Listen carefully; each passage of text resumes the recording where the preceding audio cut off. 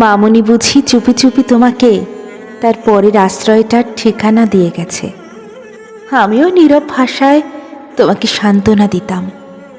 কেউ না বুঝলেও তুমি ঠিকই বুঝতে পারতে। আমি আজও বুঝতে পারি না এই ছোট্ট তুমি আমাকে পড়তে পড়তে কি করে মুখস্থ করে ফেলে। আমার প্রত্যেক ইন্দ্রিয়তে তোমার ভালোবাসার পরশ মাখিয়ে দিলে। আমার প্রত্যেকটা প্রয়োজনে তুমি মিশে গেলে। কি করে পারলে? বাড়ির মানুষগুলো যেন তুমি বলতেই নিশ্চিন্ত।